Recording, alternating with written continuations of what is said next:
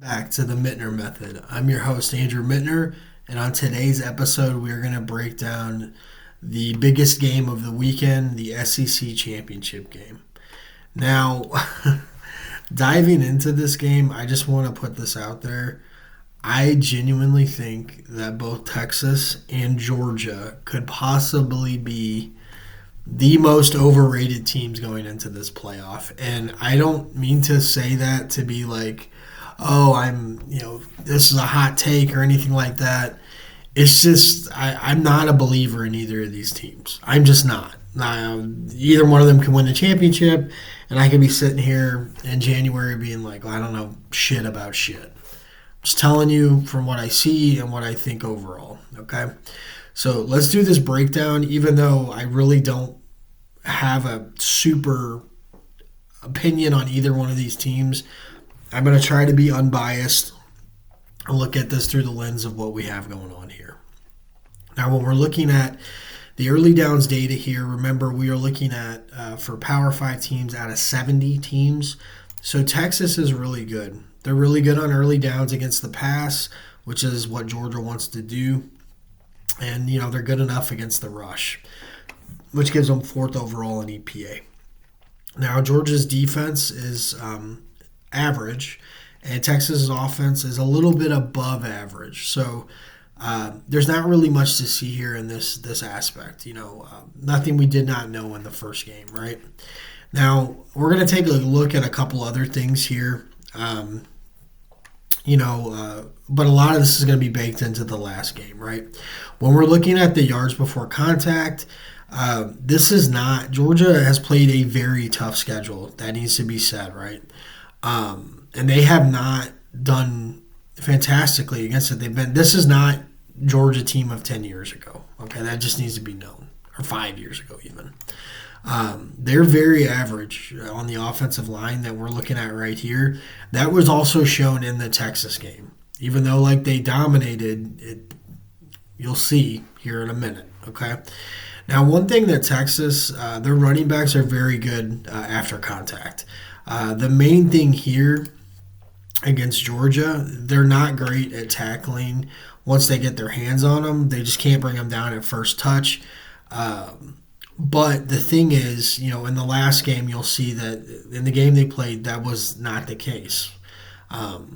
And we'll dive more into that and see if there's anything that really stands out for us. Now, when we go to the schematic type of run, Texas is actually more balanced. They like to run zone and man blocking schemes. They're not fantastic in pushing blockers off the line of scrimmage when it comes to zone blocking. And in reality, they're not really elite in any metric here. Neither is Georgia, mind you, defensively or offensively, to be perfectly honest. Texas's rush defense defensively, though, is really, really good. Top 25 across the board in every single measurement. Now, coming into the modern offense, this is something that stood out to me, okay? Texas loves using motion and using play action, but it's almost been to their own detriment when it comes to their offense. Play action, fantastic. This is probably the best part of their offense, and they probably should stick to this rather than the motion side of it. Georgia, let's see here, very, very decent, 34th, not elite, and they're right on average with their play action percentage. Now, when we're looking at it from the motion standpoint, Georgia does implement a ton of motion. 54% of their offensive plays involve motion. They're 30th in EPA, and that's 5 times more than when they don't run motion plays. And they do that a lot with with Carson Beck dropping back, and they also obviously do it a lot running the ball. And they're extremely, the biggest difference is going to be rushing the ball from an efficiency standpoint, whereas they're actually more efficient in non-motion passing attempts. Now, when we get to Texas here, you're going to see some gigantic differences, okay?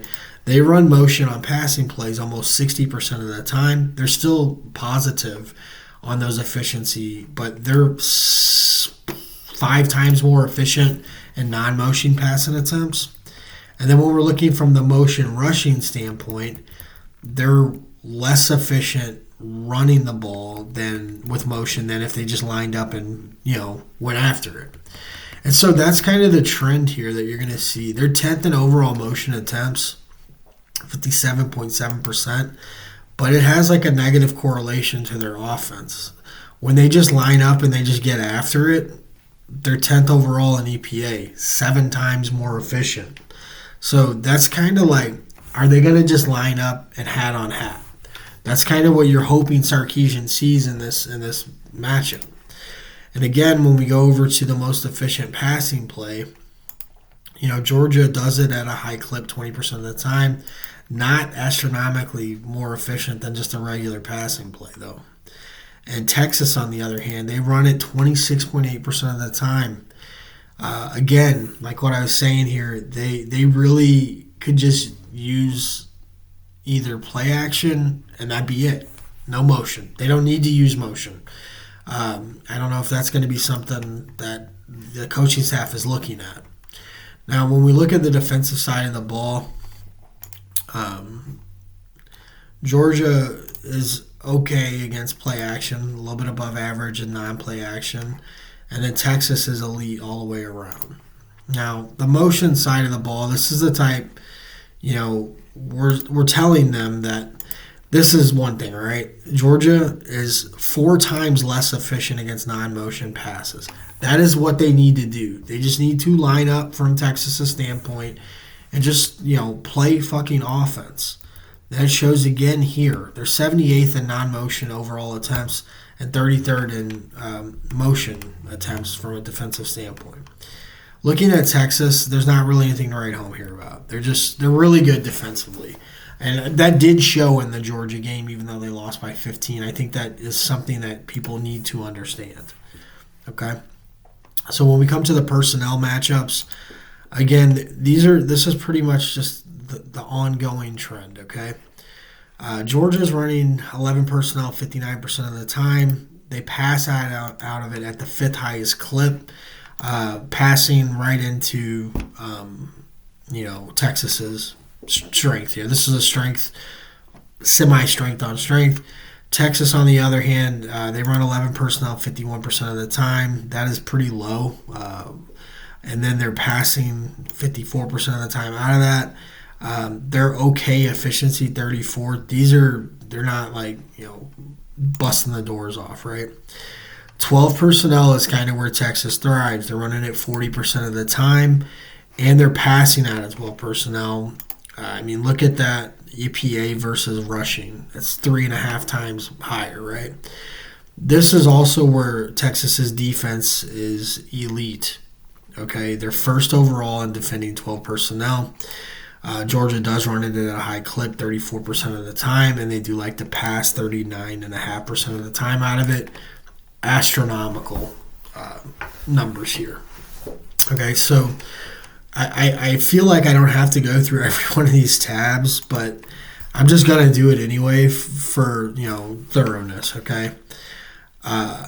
I know, you're like, oh, Andrew, you said Texas is overrated too, but look at how good their stats are. Yes, that is correct. I did say I feel like they're overrated, and I'm looking at all these stats, and they have elite levels, and I agree with that.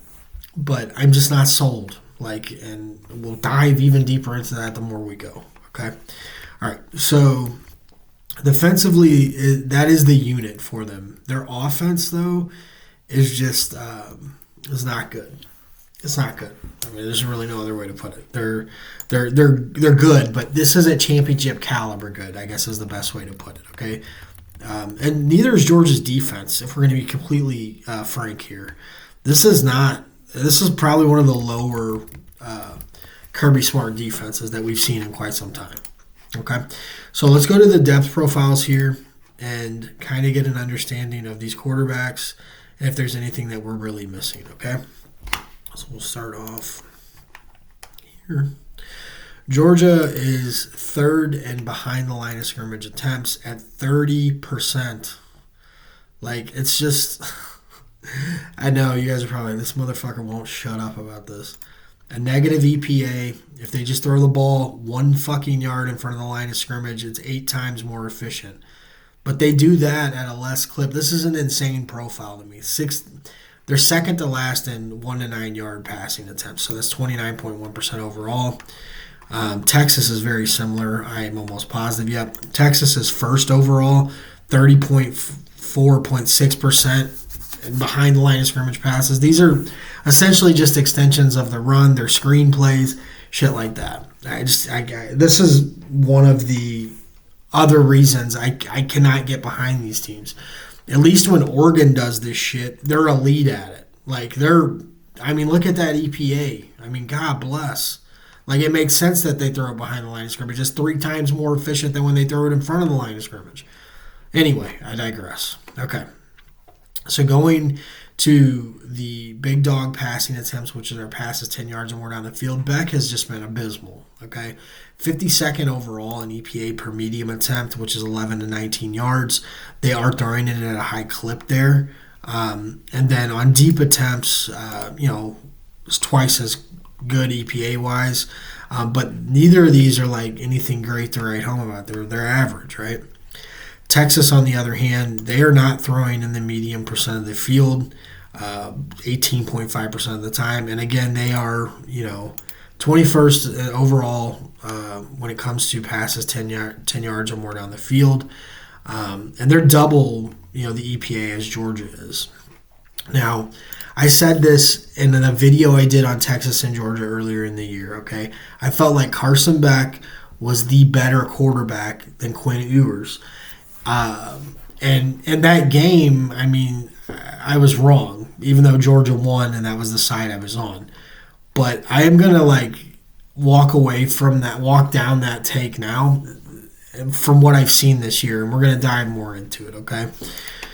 Georgia here, they're 7th in the short area passing, and good against, 36 is not fantastic and behind the line of scrimmage, but it's a negative EPA, so what are we talking about? Texas, obviously, this defense is really good. It's the offense that gives me pause. All right, so then we're looking at Georgia in defending. Not great down the field. 36th, that's not what you're wanting from a championship level contender, right? So this is the area that Texas worries me about the most, okay? They're 54th in deep attempts, which is 20 yards or more down the field. That is a gigantic red flag to me. It's the same exact type of issues they had last year against Michael Penix. But Carson Beck is not having that year. He's just not. And there's not really anything I can say to change that. But that is a red flag for future thoughts, okay? So when we're looking here at the rushing for QBs, Georgia's not great in the scramble drill, but I don't know if Quinn Ewers is going to be able to take advantage of that. He's not that kind of guy, right? And then when we go to Texas, Beck's not scrambling or running design plays against him. It's just not going to happen. So this is the advanced box score from the Texas-Georgia game in Week 8. Obviously, Georgia had a 99% post-game win expectancy. That is not shocking, okay? But this is one thing that I think you need that a lot of people are not recognizing.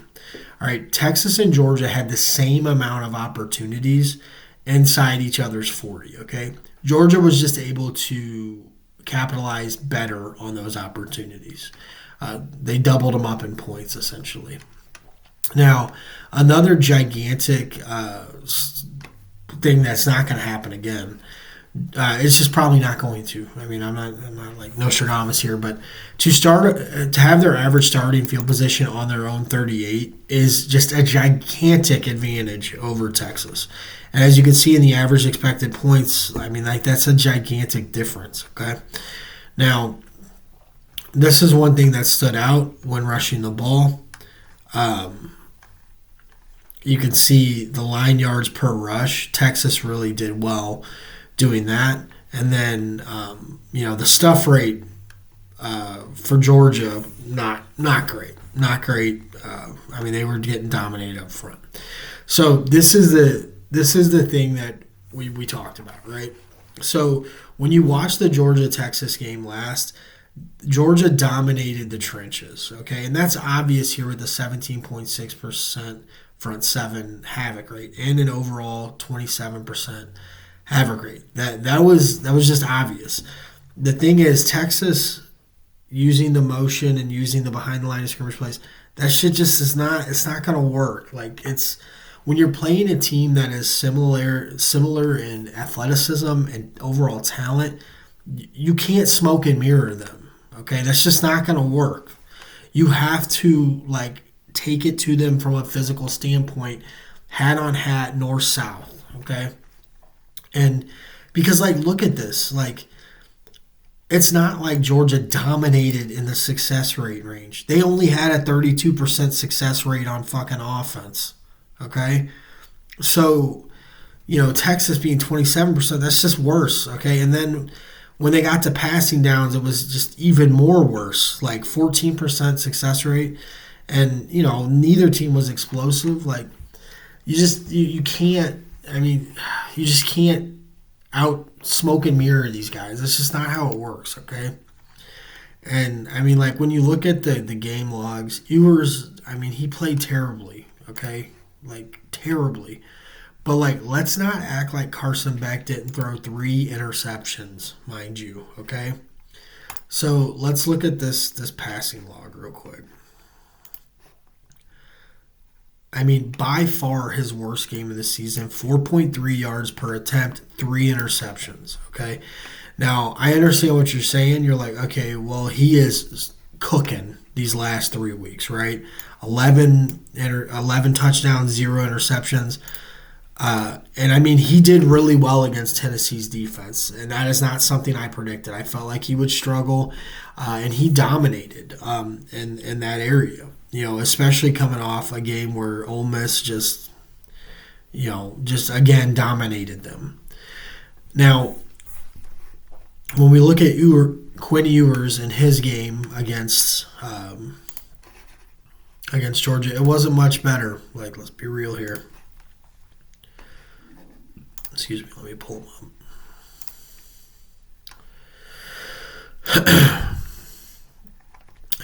The Georgia game was easily his worst game of the year, too. 4.9 yards per attempt, 2 touchdowns, 1 interception, 211 passing yards. Not anything to write home about either, right? So this is the point that kind of stands out to me, okay? Georgia, there is absolutely no way that they should have won the Georgia Tech game last week. There is no way. Okay? Actually, let's pull that shit up real quick so I'm not just some crazy person.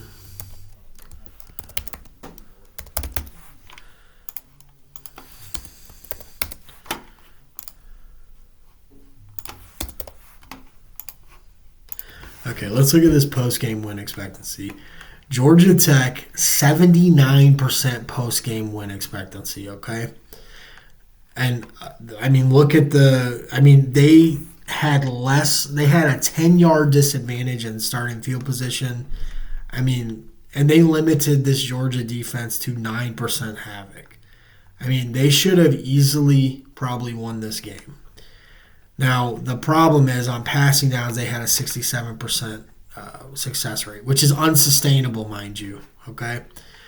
But the problem here is Georgia should be playing for their playoff life right now. And it feels like they beat Georgia Tech last week, and like there's going to be a gigantic like, we got in, we got past it, right? Because this game, they needed that game to win, to make the playoff, because they'd be playing for all the marbles here against Texas. 2 things before I end this video. I think, obviously Georgia has the advantage of the game being in Atlanta, right? They're going to have, it's going to feel like a home game per se, whatever. Texas is going to travel. They have one of the top fan bases in the country. But the line has not really changed at all. It's 2.5, if I'm not mistaken. Yeah, it's 2.5. Okay. And the thing is, it was 4.5 in Texas. So the odd nobody feels any differently about this game than when it was played 7 weeks ago, right? The main difference for me is I feel as if Georgia comes off, they lose to Ole Miss where they were dominated. They come back and beat Tennessee. They should have lost to Georgia Tech. I mean, this game is I mean, it's definitely up for grabs, and I feel like anybody could possibly win it, right? But I am going to take Texas because I simply think that they're just more tuned in. Like they are better overall. And I feel like the game against Georgia the first time was about as bad as game as it could have been. And they were right there at one point down 8. They just could not get the stop against Georgia. They went up two touchdowns and the game just completely deflated. They had them on the ropes. They could not come through. But I do not feel like Georgia is going to have that field position advantage again. I feel like Carson Beck will struggle again. And I feel like Georgia is going to run out of luck. I feel like they used all their, one times last week against Georgia Tech. So that's going to be it for this episode. If you enjoy the content, please leave a like, subscribe, comment, share with your friends, loved ones. I'm almost done with my championship series for the weekend, and I'm going to continue to do more when the playoff bracket comes out. We'll do more deep dives like this, and we'll just continue churning away. I also will have my Substack linked in the description of the video. It just has ancillary articles about like props and stuff like that. That's kind of where I started off. I enjoy writing. It's just something I wanted to kind of get back to, so you can check that out. And then I'll catch you on the next one.